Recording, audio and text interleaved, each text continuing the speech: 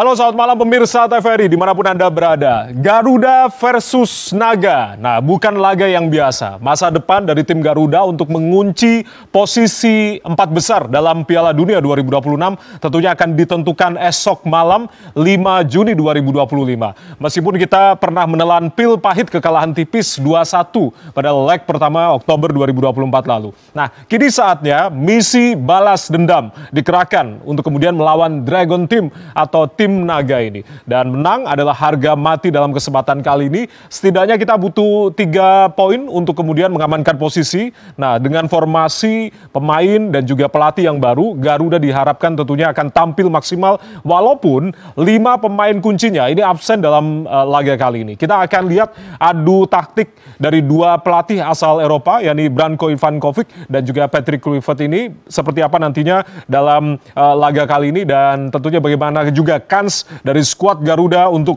melanjutkan asa menuju Piala Dunia 2026. Kita akan bahas tentunya dalam Arah Angin edisi kali ini, Televisi Republik Indonesia, bersama saya Ardianto Wijaya dengan judul Indonesia versus China, laga menuju Piala Dunia, Garuda versus Naga. Seperti halnya gambar di belakang saya ini. Sudah hadir tentunya sejumlah narasumber, kita akan ajak diskusi seru-seruan juga di malam hari sebelum besok seru-seruan di seberang di Gelora Bung Karno atau GBK begitu. Kita akan perkenalkan di sebelah kiri saya yang juga mondar-mandir di setiap stasiun televisi, mungkin ini sedang diundang untuk kemudian membicarakan terkait dengan Garuda versus Naga dan juga Dragon Team ini. Pengamat sepak bola Indonesia, Bung Toel, Tommy Wali. Bung Toel, selamat malam. Selamat malam. Salam sehat, Bung. Sehat. Terima kasih. Semangat banget nih kayaknya. Besok ya. Kita akan lihat nih seperti apa nanti analisa dari Bung Toel. Lalu juga sebelah kanan saya, mantan back timnas Indonesia, sekaligus juga yang pemain senior ini, Bang Nuralim. Bang Nuralim, selamat malam, salam sehat. Selamat malam, Bang Jaya. Assalamualaikum. Ya, luar biasa, Kapten Timnas juga beliau tentunya, dan juga Bung Mesra Budiasa, yakni bidang komunikasi dari Paguyuban Supporter Timnas Indonesia. Bung Mesra, selamat malam, salam sehat. Bung Jaya. Terima kasih sudah hadir di malam hari ini. Saya langsung ke Bung Toel, karena ini penasaran juga, karena ditinggalkan atau absen dari 5 pemain ini, artinya peluang untuk melawan Dragon Team seperti apa, Bung Toel, besok? Maksudnya kenapa? Kita harus khawatir atau kita harus gini? Rasanya enggak. Enggak khawatir sama. Karena 5 ini kan nggak bisa dibilang kunci lah. Misalnya Martin Paz sudah ada penggantinya, Emil Audero. Marcelino pemain berbakat, potensial, tapi belum pas rasanya kalau kita harus menaruh semua beban itu karena Marcelino. Kita punya kedalaman pemain yang artinya kedalaman sudah ada. Jadi kalau tanpa 5 ini kemudian jadi sebuah alasan, jadi sebuah faktor, rasanya enggak. Bukan faktor lah. Bukan faktor. Yang perlu terlalu dibesar-besarkan. Saya pikir enggak. Oke. Artinya taktik apa yang kemudian diterjunkan ketika memang ada 5 pemain yang absen ini, Bung, oleh Patrick Kluivert nantinya? Jadi taktik sih nggak bergantung 5 pemain yang absen. Hanya mungkin misalnya nanti kita bicara tentang peran Marcelino. Akan model apa di depan tanpa Marcelino? Atau siapa yang akan main untuk mengisi posisi Marcelino atau dengan cara lain misalnya. Itu yang mungkin kita bisa bicarakan. Tetapi intinya menurut saya sih kan begini ya. Yang pertama, bahwa kita semua sepakat besok pertandingan penting, hidup mati, do or die. Anggaplah itu pertandingan final, bukan cuma buat Indonesia, buat China juga. Kenapa saya bilang untuk China juga? Karena ini pertandingan yang walaupun secara teori, secara di atas kertas, dan saya amati juga media mainstream maupun media sosial menganggap kita seolah-olah pasti menang. Ini bukan pertandingan yang gampang. Bukan pertandingan yang gampang. Karena China juga ada kesempatan untuk lolos. Betul. Ya? Jadi buat China juga besok hidup mati. Untuk tim yang akan menghadapi pertandingan hidup mati, dia akan tampil seperti apa, itu kan hal yang perlu diantisipasi. Kedua, dia pasti tidak inferior posisinya. Tetapi kalau kita bicara kekuatan terakhir, kualitas individu, misalnya kita bicara itu, iya, kita punya materi yang rasanya bisa lebih unggul. Bisa dibanding Cina yang 3 kali kalah berurut-urut begitu. Ya, lebih bisa menguasai permainan gitu loh. Jadi kalau lihat taktikalnya, saya kecenderungannya menduga bahwa besok China akan main compact defense, lalu mengandalkan counter attack seperti pertandingan pertama.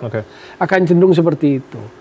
Sebaliknya Indonesia tentu dengan kualitas tim yang lebih baik akan coba lebih menguasai kontrol permainan, mendominasi, tetapi bagaimana menembus compact defense-nya China, itu yang akan jadi tantangan, itu yang akan jadi pertanyaan, itu yang akan menjadi pekerjaan berat seorang pelatih gitu loh. Karena kalau bicara soal beban, ketegangan, ini sama nih. Walaupun mungkin di kita ini kalau nggak bisa mengelolanya akan menjadi beban. Tetapi kalau bisa kelolanya akan menjadi sebuah tantangan. Jadi motivasi yang hebat lah. Tapi ini nggak gampang. Nggak gampang ini untuk mengelola itu. Iya, nggak gampang. Misalnya kita bicara, oh iya butuh mental pertandingan besok. Sekarang penjelasan mental itu apa yang dibutuhkan? Kalau buat saya dengan bahasa sederhana, bagaimana menciptakan pemain itu tidak terlalu tegang, tapi tidak terlalu rileks. Dan ini nggak gampang.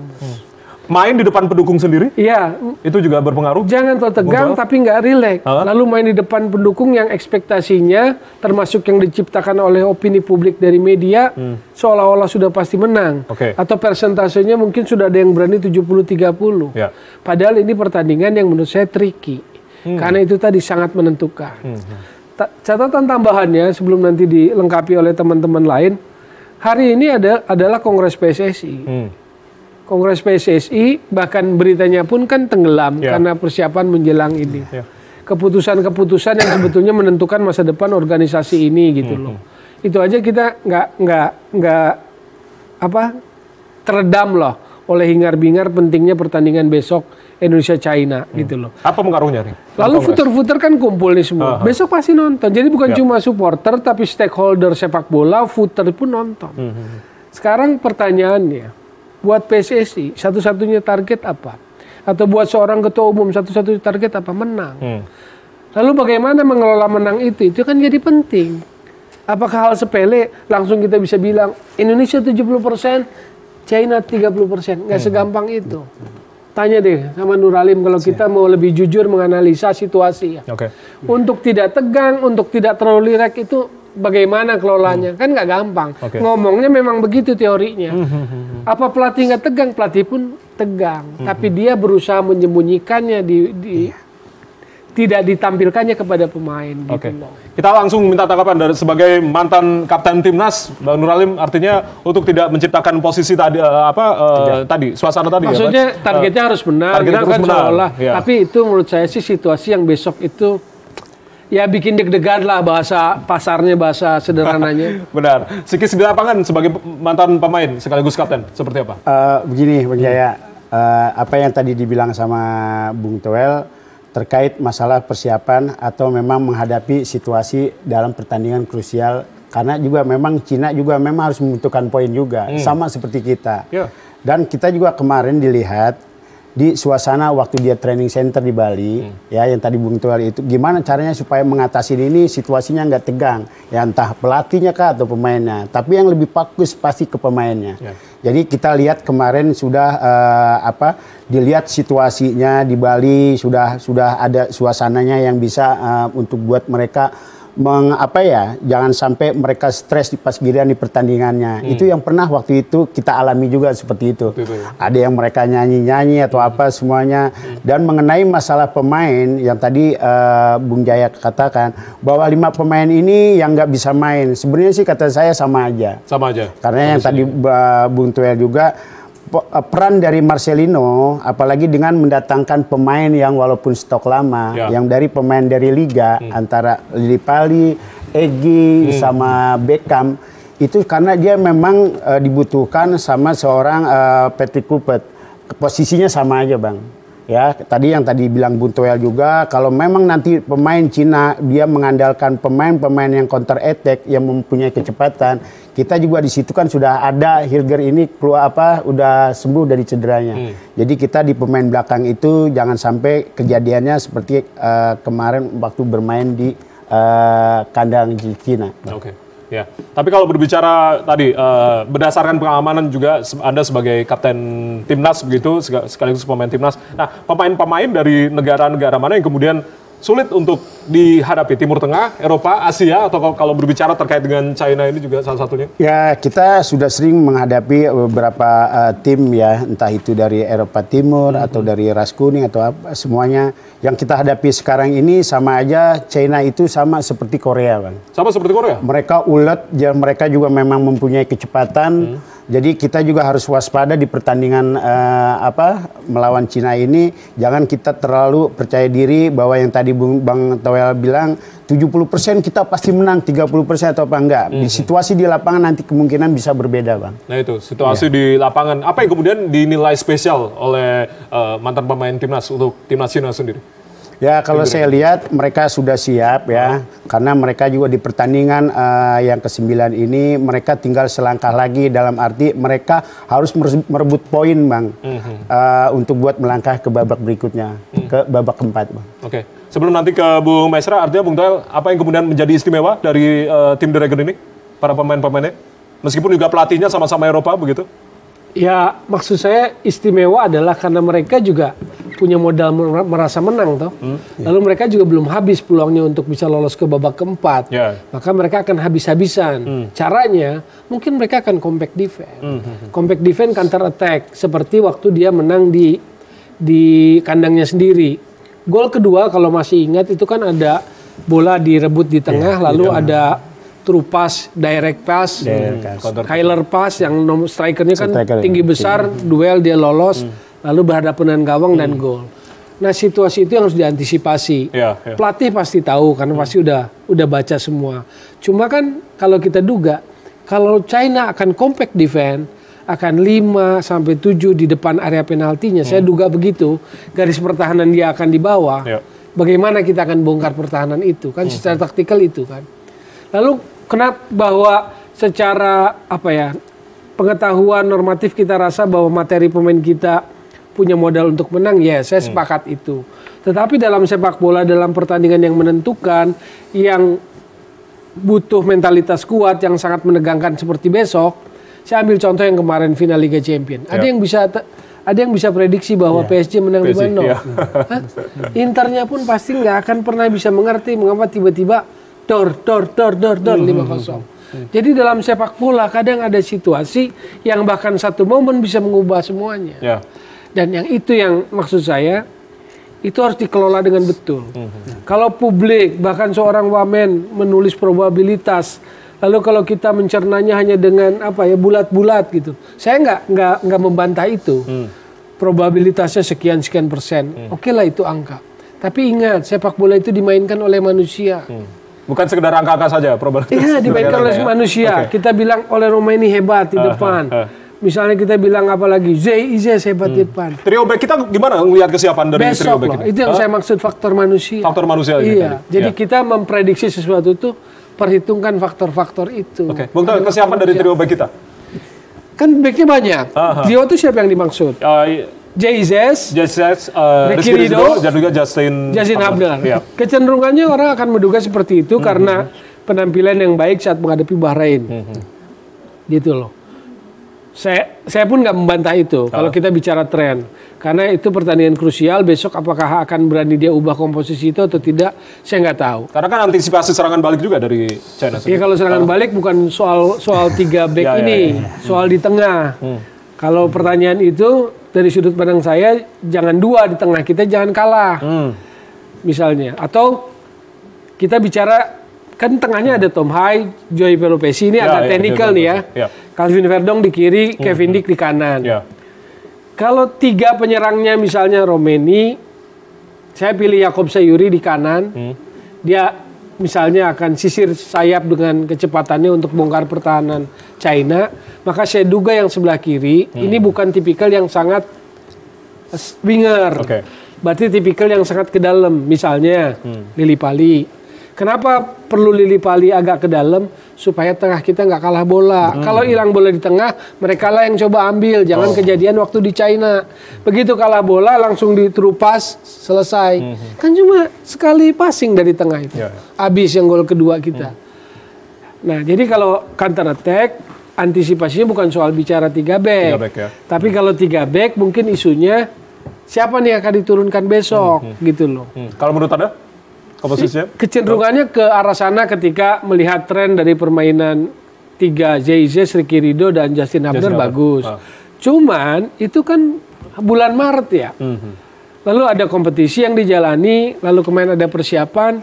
Jadi pelatih akan lihat siapa yang paling maksimal, yang paling prima secara teknikal maupun secara mental kan. Ya. Lalu ada faktor lain, ada seorang Mes Hilger yang menurut saya secara reputasi individu dia punya ketokohan juga.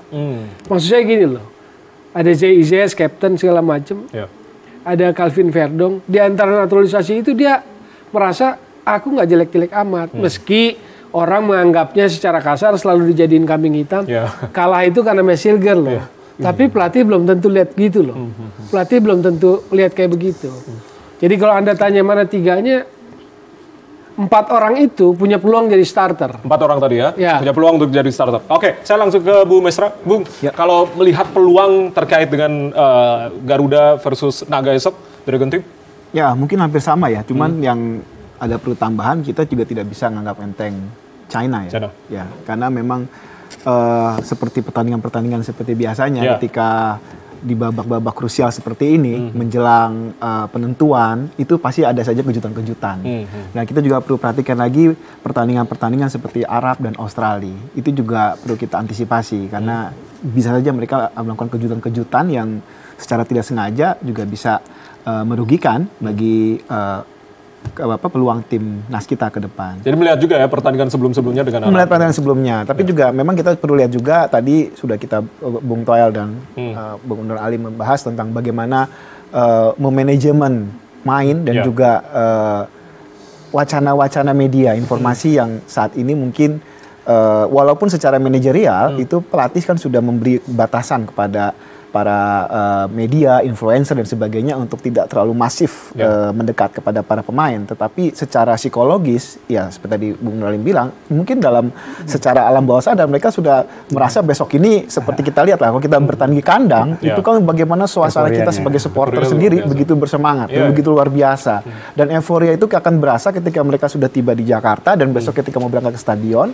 Nah, itu kan juga akan membawa bagaimana suasana permainan. Nah, artinya jangan sampai ketika secara teknis, secara manajerial itu sudah dilakukan dengan baik, namun ketika di lapangan melihat euforia yang begitu besar, lalu kemudian liputan begitu besar, sehingga ada hal-hal peluang-peluang yang menjadi kesalahan. Nah, ini juga perlu diperhatikan karena kalau kita lihat kemarin polanya ketika melawan Bahrain, di akhir-akhir itu kan mencoba memunculkan pemain-pemain lokal. Dan itu terlihat kan bagaimana hampir saja di babak-babak kedua terakhir itu banyak peluang-peluang dari Bahrain yang bisa saja itu menembus pertahanan Indonesia. Nah, ini yang memang saya rasa perlu diperhatikan pada pertandingan besok. Artinya secara psikologis, euforia dan sebagainya itu harus bisa di-manage oleh para pemain itu sendiri. Kesiapan dari teman-teman supporter besok seperti apa? Apakah lebih meriah dibandingkan dengan laga-laga sebelumnya? Pastinya akan lebih meriah. Harga mati untuk menang begitu. Betul sekali. Pasti akan lebih meriah dan mungkin akan jor-joran. Ada kejutan lagi yang disiapkan mungkin? Iya, kita lihat saja nanti. Kita lihat saja.